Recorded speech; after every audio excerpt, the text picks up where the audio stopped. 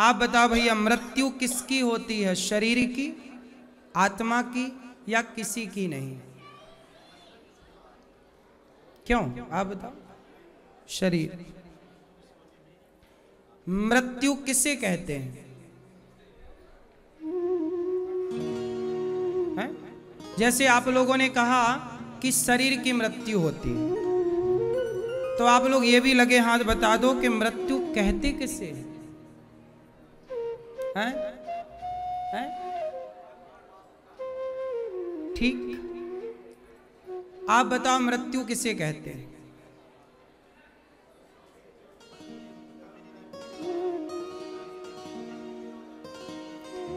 पंच तत्व में विलीन हो जाता है तो वो तो विलीन हुआ ना, वो तो विलय हुआ ना, उसे आपने मृत्यु नाम क्यों दिया? ये बताओ। जैसे घड़ा बना माटी से, तो घड़ा जब टूटा तो माटी का घड़ा माटी में ही तो मिला, मृत्यु थोड़ी हुई माटी की। मृत्यु किसकी हुई? मृत्यु हुई केवल उस घड़े की आकृति की, वरना माटी की मृत्यु कहां हुई? माटी तो माटी में मिल गई। आपका शरीर कितने चीजों से मिलकर बना है? पृथ्वी, जल, वायु, अग्नि, आकाश। जब आप मरते हैं तो आपका शरीर जो है जलाया जाता है। तो जलाया गया तो क्या हुआ? पृथ्वी तत्व पृथ्वी में मिला, जल तत्व जल में मिला, अग्नि तत्व अग्नि में मिला, वायु तत्व वायु में, और आकाश तत्व आकाश में मिला। अब बताओ, ये तो 5 से बने थे, 5 में आप लीन हो गए। अब इसमें मृत्यु किसकी हुई? आप बताओ, किसकी मृत्यु हुई भाई? शरीर की। शरीर तो 5 चीजों से मिला था ना भैया, और 5 में मिल गया। वो प्रोसेस मिलने का था जो अग्नि लगाई गई, वो 5 का 5 में मिलने का प्रोसेस था। जमीन पे गाड़ना या आग लगाना, उस प्रोसेस को यदि आप मृत्यु कहते हैं तो बात ठीक तो लगी नहीं। आप कहते हो तो ठीक है भाई, मान लेते हैं, हैं? नहीं, भगवान से कनेक्शन शरीर का था ही, कब के खत्म हो जाएगा?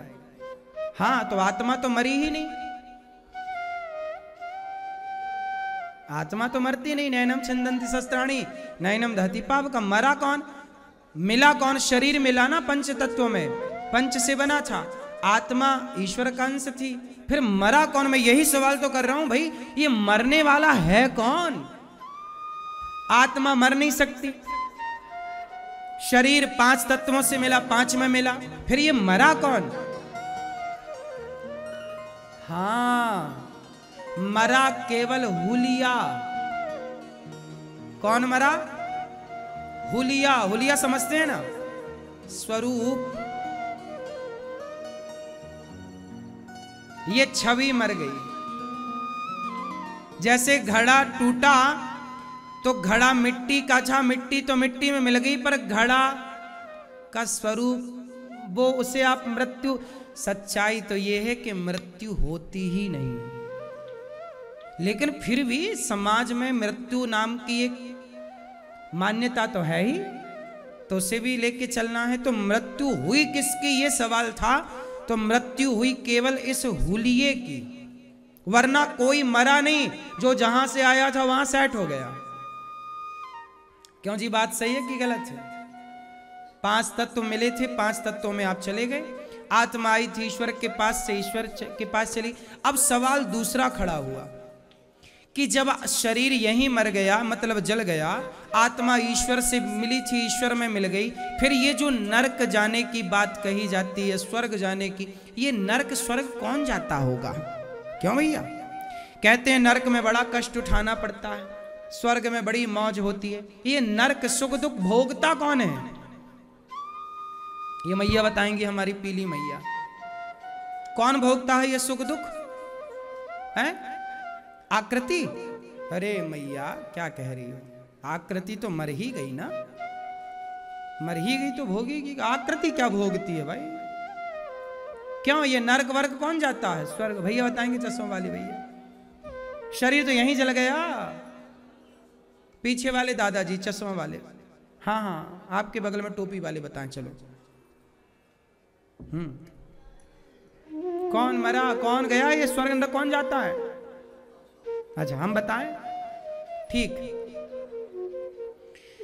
हमारा शरीर होता है एक, ये इसे कहते हैं स्थूल शरीर, ये चिता पे जल गया। एक होता है सूक्ष्म शरीर। जैसे आप सोते हो ना तो सपने में आप देखते हो कि आप गंगा जी गए, आप वृंदावन आए, आप हरिद्वार गए। कैसे? सपने में। सपने में देखते हो ना एक शरीर। सपना जब आप देखते हो तो एक शरीर होता है, एक बिस्तर पर सोया होता है, एक सपने में आपके संग होता है। दो हो गए कि नहीं? तो स्वप्न का जो शरीर था उसी का नाम है सूक्ष्म शरीर। जब आप मरते हैं तो स्थूल शरीर जल जाता है, सूक्ष्म शरीर जो होता है आत्मा निकलती है इससे, उस सूक्ष्म शरीर में प्रवेश कर जाती है और यमदूत उस सूक्ष्म शरीर को पकड़ कर ले जाते हैं। वह सूक्ष्म शरीर जो स्वप्न का दृष्टा था, वही सूक्ष्म शरीर चार चीजों से मिलकर, शरीर ये पंच तत्वों से बना, ये शरीर बना पांच चीजों से मिलकर, ये वाला स्थूल शरीर। पर सूक्ष्म शरीर बना था चार चीजों से मिलकर। सूक्ष्म शरीर कितने चीजों से मिलकर बनता है? चार। कौन कौन से? मन, बुद्धि, चित्त, अहंकार, जिसे अंतःकरण चतुष्टय कहते हैं। ये चार के, इसको सूक्ष्म शरीर कहते हैं। हम मरते, इसलिए कबीर जी कह रहे हैं ना, माया मरी ना मन मरा, मर मर गया शरीर, आशा तृष्णा ना मरी, कह गए दास कबीर। माया, मन कभी नहीं मरता। इसलिए तुम्हारा जो मन है, इच्छाएं हैं, ये कहां है? इच्छाएं शरीर में नहीं है, मन में है। इसलिए यमदूत उस मन, बुद्धि, चित्त, अहंकार के शरीर सूक्ष्म को पकड़ कर ले गए। वही नरक जाएगा, वही नरक जाकर कष्ट सुख दुख भोगेगा, वही स्वर्ग जाएगा। और अगला जन्म होगा आपका तो केवल शरीर बदलेगा, वह सूक्ष्म शरीर जस का तस फिर इसमें घुस जाएगा। आप अनादि हैं, आप सनातन हैं, अनादि हैं। आपका ये शरीर बदला है, शरीर बदलता है। वासांसी जीर्णानि यथा विहाय, वह आत्मा नहीं बदलती। आत्मा क्या है? वही सूक्ष्म शरीर को लेकर चलती आत्मा, वही है सूक्ष्म शरीर। सूक्ष्म शरीर आज इस शरीर को मिला, हम मरेंगे, मरेंगे मीन्स आपकी भाषा में जब मरेंगे जलेंगे तो हमारा ये शरीर, यही अनिरुद्धाचार्य का ये हुलिया खत्म हो जाएगा, हमारे सूक्ष्म शरीर निकलेगा, हमें दूसरी योनि में डाल दिए। ये मोक्ष होना होगा तो भगवान के धाम में भगवान बिठा देंगे, भेजना होगा तो फिर कहीं स्त्री के शरीर या पुरुष का शरीर, कुत्ता बिल्ली जो भी भगवान तय करेंगे, उस शरीर में हमें हमारा सूक्ष्म शरीर डाल दिया जाएगा, हम वो बन जाएंगे। यही चलता है सिस्टम, जन्म मृत्यु, जन्म मृत्यु, जन्म मृत्यु, पुनरपि जननम पुनरपि मरणम। आप लोग करोड़ों बार पहले मर चुके हैं, है ना? कितनी बार मर चुके हैं? मैया बधाई हो, आप करोड़ों बार किसी की पत्नी बन चुकी हो, बधाई हो आपको। आप करोड़ों बच्चे पैदा कर चुकी हो, हर योनि में, हर जन्म में। है कौन हंस रहा? तुम भी तो बन चुके हो। तुम कौन से बच्चे हो? प्रकृति तो सबके लिए है। सब लोग करोड़ों बार जन्म ले चुके हैं, करोड़ों बार मर चुके हैं। आप पिछले जन्म में क्या थी आप मैया? पता नहीं। पिछले जन्म में भी किसी की माँ रही होंगी, किसी की पत्नी, इस जन्म में फिर बनी, अगला जन्म फिर पता नहीं क्या होता है आपका। पुरुष का चिंतन करोगी तो अगले जन्म में खुद पापा बन जाओगी। यही चल रहा है, जन्म मृत्यु, जन्म मृत्यु। इसी से निकालने के लिए सत्संग भैया। और कितना इस दलदल में उलझोगे?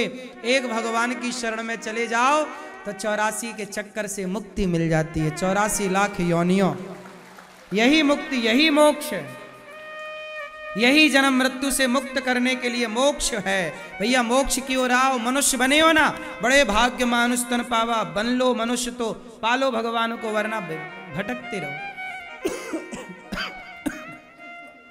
दुर्लभो मानसो देहो देहि नाम क्षण भंगुरा। तो बात समझ में आई?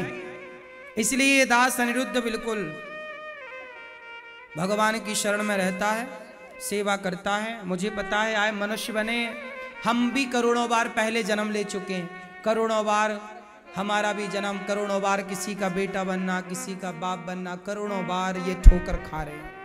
इस बार मौका मिला है, वृंदावन मिला, भागवत जी मिली, इस बार लग रहा है कि अब सवार लेते हैं और भगवान की शरण में चलते हैं। अब भटकने से बच जाएंगे, अब थोड़ा उम्मीद लग रही है कि हाँ अब बचेंगे। अब थोड़ा उम्मीद है कि भगवान की शरण में गए तो हम बच जाएंगे। इसलिए हम प्रभु की शरण में रहते, प्रभु जो हैं आप हैं। इसलिए दास अनिरुद्ध सेवा करता, मैं किसी का दिल नहीं दुखाता, ना किसी को मारता, ना गाली देता, ना मैं सिगरेट पीता, ना शराब पीता। भगवान का प्रसाद खाकर माताओं के पांव दबाकर सेवा करता हूँ। समाज की सेवा जो बन पड़ी सेवा करा। मैं हर पाप से बचता हूँ, क्योंकि पाप करूंगा फिर पाप भोगने आना पड़ेगा। अभी आने जाने से मुक्ति पाओ, कितना आओगे भाई, और कितना कितना जन्म तुम्हारा हो गया, हिचकोले खाते खाते तुम्हारा पेट ही नहीं भरा, हम क्या करें? क्यों मैया? और आओगी आप दोबारा? नहीं। कितनी बार और जन्म लोगे आप लोग? हम भगवान से कहते हैं प्रभु हमारा अगला जन्म होए तो फिर ऐसी कृपा करना कि अगले जन्म में जन्म से ही मृत्यु तक, हे प्रभु हमारा मन सदा आपके श्री चरणों में, हे जगन्नाथ जी, हे श्रीमन नारायण, सदा आपके चरणों में हमारा मन लगा रहे, एक क्षण के लिए ना हटे। आपकी और आपके भक्तों की सेवा होती रहे तो अगला जन्म मिले। हमें बार बार जन्म लेने में भी आपत्ति नहीं है, पर जन्म बार बार मिले, पर ऐसे मिले कि भगवान की भक्ति ना छूटे, भगवान के भक्तों की सेवा ना छूटे। अगले जन्म में कहीं हम भी नशा करके ना पड़े रह जाएं किनारे, कहीं हम भी कहीं गलत नशा में सुरा सुंदरी की तरफ ना भाग जाएं। इसके लिए भगवान बचाएं और हर जन्म में भक्तों की भक्ति मिले और प्रभु आपके चरणों में चित्त लगा रहे, हर क्षण आपके चरण मेरे ध्यान में बने रहें, आपका ध्यान बना रहे। यही अगला जन्म भी हो तो कोई दिक्कत नहीं है, लेकिन भक्त के रूप में हो, भारत में ही जन्म हो, भगवान का स्मरण मेरी वाणी सदा करती रहे, तब तो जन्म लो यहां, वरना क्या आना जाना। अब बहुत आए गए, अब थोड़ा भगवान के चरणों में विश्राम, भगवान के चरणों में विश्राम करने का नाम ही मोक्ष है। आप कौन हो? आप कर्म हो, आत्मा हो?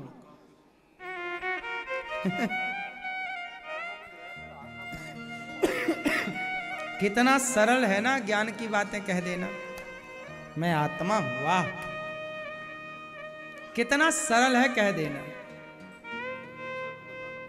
लेकिन इसी सरलता को उतारना कितना कठिन है।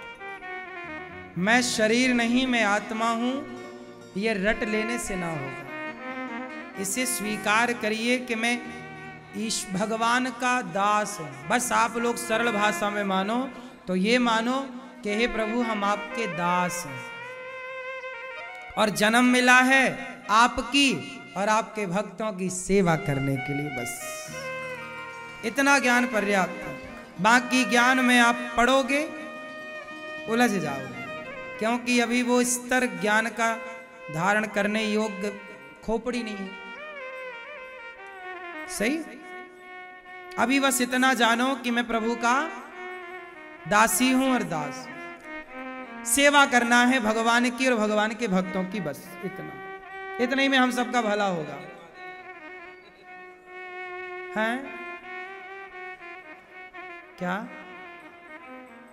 कारण शरीर, तीसरा शरीर और होता है कारण, पर कारण शरीर का केवल इतना काम होता है कि किस कारण हमें मनुष्य शरीर मिला, किस कारण हमें कुत्ते का शरीर मिला। कारण, हम मनुष्य बने ना निरुद्धाचार बना तो कारण रहा होगा, वही कारण शरीर है। तो कारण शरीर मायने नहीं रखता बहुत ज्यादा, क्योंकि कारण तो हो ही गया तब तो बने। इसलिए अब कारण तो है, अब कारण पर क्यों जाना है, बन ही गए हो, अब ये बताओ कि इसे सुधारा कैसे जाए। तो तो अब सूक्ष्म शरीर है, स्थूल शरीर है, 2 हाथ पे हैं, तो शरीर से सेवा कर लो और स्थूल सूक्ष्म को भगवान, मन को लगाओ भगवान में और तन को लगाओ समाज की सेवा में, सफल हो जाओगे। ये फंडे हैं, है ना। अब तो आ ही गए, कारण से ही तो आए, वही कारण शरीर जिससे आए।